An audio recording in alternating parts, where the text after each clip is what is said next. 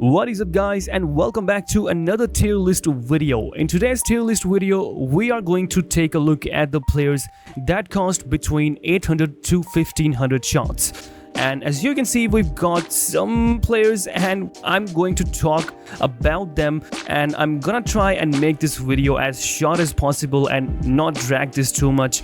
And before starting this video, I would like to talk about the ranks, because in my previous video you saw that I don't have the S plus tier, but we do have the S plus tier here, because the S plus tier basically means that the player is worth more than the shots. So for example, if you pay 1000 shots for a player and he feels like you just paid 1500 shots, that player deserves to be in the S plus category. And the remaining tiers will be pretty self-explanatory. The S, A, B and C tier, I think I don't have to go over them because I've done that many times in my previous videos. So without wasting any time, let's just jump right into this video. So first of all, I think I am going to talk about who do we want to talk about? We don't have much similar positions. Let's talk about Bobby Charlton and Cole Palmer, because these two guys are kind of similar, you could say, if we talk about the stats alone, because they both have almost similar stats when it comes to pace, dribbling. Palmer has better dribbling stats, but Charlton really feels he feels really smooth because of his height, I guess, because he's way shorter than Cole Palmer, and that makes him extremely smooth. And his skill stun also feels quite incredible. It doesn't mean that Palmer's skill stun is not as effective. Palmer is also a very effective dribbler, and his skill stun is also very decent, and especially his roulette is very smooth, and that makes him a really good player. And he also has the edge when it comes to shots price. Palmer cost 1000 shots and Bobby Charlton cost 1250 shots, so that gives Palmer a bit of an edge. But if we talk about the overall impact, I think Charlton has an edge, because I think it's mainly because of that 5-star weak foot. Because of that 5-star weak foot, his passing is absolutely pinpoint, his shooting is incredible, and if you play him at the center, at that central cam position, I think he does an incredible job. His passes are very accurate no matter in which direction you're trying to put them, and his shooting is also I don't have to say anything. You guys know how good he is when it comes to shooting, especially with that 5-star weak foot. Of course, you can shoot from any direction, and he is exceptional with those long shots, and that makes him really unpredictable. And personally for me, I think Bobby Charlton feels really superior, so I would like to put Bobby Charlton in the S plus category, and Cole Palmer is still an exceptional player. If you don't have 1250 shots and you still need an exceptional cam, I think you can never go wrong with Cole Palmer. Next up, let's talk about, I think, two right backs that we have. We've got Danny Carvajal and we've got Carlos Alberto. Now, these two players are very different, of course, when it comes to the shots price, because Carvajal cost 800 shots and Roberto Carlos cost 1500 shots, I'm sorry. And they don't really have much of a competition going on. But let's talk about Carvajal first, because I think Carvajal should be in A tier, because yes, you're getting a really good player for only 800 shots, but his performance is there is something wrong about this card. And even though he has good pace, 124 pace, 114 defending, but still, you guys should notice one thing: Carvajal has bad marking. I mean, it is not terrible, but still, his marking is his weakest attribute, his weakest defensive attribute, I should add. So he's got medium work rates. The thing I want to talk about is the medium defensive work rates. The thing that I have noticed a lot in this game is that the players that have medium defensive work rates don't really track back a lot. But if those players have high marking stats, they really track back if they see a player behind them or they see a position exposed. So that is a really good thing about those players with medium defensive work rates that have great marking.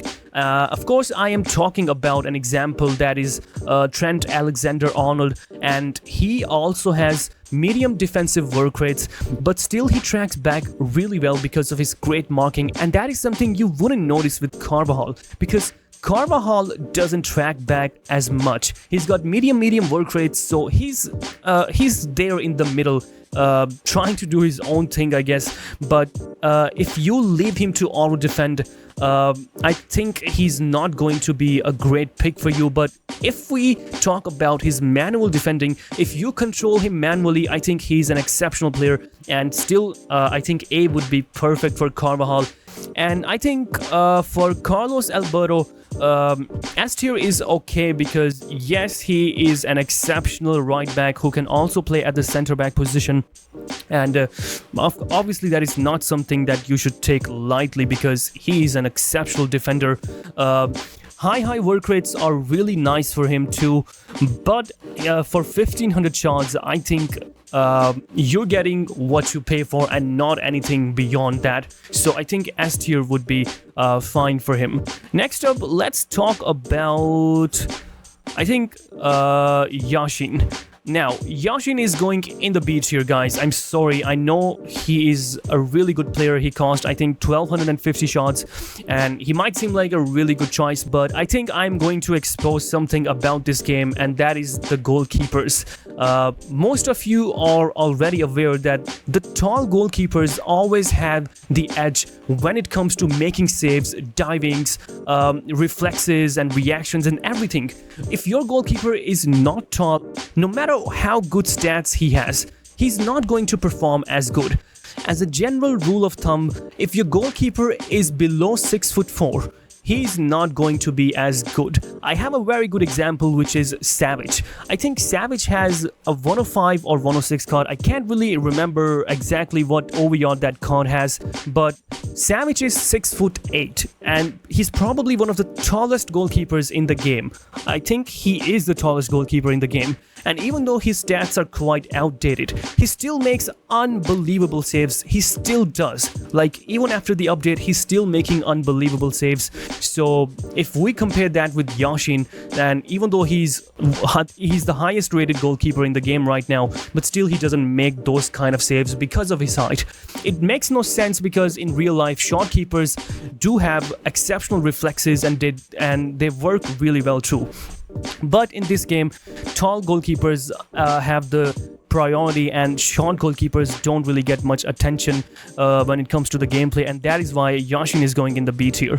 Next up, let's talk about Laurent Blanc, and he's 100% going in the S plus tier because he is an amazing center back. He's got great pace, 6'4" height, and his defending is also exceptional. Now, if we compare Blanc with somebody like Vidic, Vidic does a lot of aggressive work. Like, he would leave his position and go on charging the opposing players, and if you lose the ball in that position and you're not able to win the tackle, then you're in big trouble, my friend, because a lot of space is going to be exposed. And the thing Blanc does really well is that he doesn't really charge onto the players like that. When the player is near Blanc, he makes some great auto tackles, and he makes aggressive tackles, but only in those situations. Like, he wouldn't really charge from his original position and leave a lot of space behind, and that is a really good quality about Blanc. And his heading is also exceptional because he's 6'4". He barely loses any headers, so I think for that reason Blanc is going in the S plus tier. Next up, I want to talk about Haji, and I would honestly put this guy in the A tier or probably S2 because here's the thing, if you're using LMs and RMs, I think he does well. not if you're into runners, like players with great pace, because he's not gonna have that much pace, because the most recommended skill boost for this guy is the passing and playmaker boost, because then he delivers exceptional passes. He still has decent pace.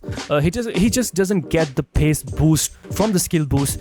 So he also has the playmaker trait, which makes him exceptional. And if you somehow manage to fit him into the 4-1-2-1-2 formation, then for head-to-head you shift to 4-1-2-1-2 narrow, then you play him at the cam position or CM position. He does really well, guys. And for that reason, I think Haji should be in the S, because even though he's not the best option at the right mid position, and no LM or RM is going to be that perfect, so at least Haji gives you versatility, and he's able to perform really well when he's in the attacking midfielder position. So for that reason, and the fact that he cost only 800 shots, he's going in the S tier for me. If you think he's not that good, he should be A, then just let me know down in the comments. Next up is George Best, and George Best is easily going in the S+2 for me. I know stamina is a big concern for a lot of people, and George Best do happen to lose his stamina sometimes around 45 to 60 minutes, but sometimes he lasts longer. It depends on how much you use him. If you're using second defender a lot, if you're using the attacking tactics in the head-to-head, then he's going to run a lot and going to lose his stamina. But if you play passively, then I think he's going to last at least around 60 to 70 minutes, which is not bad. And he is literally the smoothest card in the game, guys. He's got 135 pace and 134 dribbling. He's the smoothest guy in the game. His dribbling is so exceptional. He can dribble past anything, and he's amazing, guys. Even his weak foot is so good. His shooting is great. Finesse shots are really smooth. Everything about this guy is so amazing that he's 100% in the S+ tier for only 1250 shots. Next up, let's talk about Didier Drogba. And Drogba for me, honestly, is an A tier pick, guys, because first of all, the pace is good, but it's not the best pace if we compare him with other top tier strikers who majority of them got 125 plus pace. So 120 pace is not enough for me. Shooting is exceptional, that's for sure. 130 shooting is crazy good. He finishes almost anything. His long shots are great. His power shots are great. Inside the box, he can almost finish anything with the weaker foot too. But the dribbling is just bad. I think he feels really heavy, and that is why I think I'm going to put him in the A tier. But his physicality is crazy. I mean, if you somehow manage to get him in front of the defender, I don't think there is any defender who is going to be able to catch him from behind. And I think that is really great. But still, I don't believe Drogba is S tier material. I think he's looking good in the A tier as well.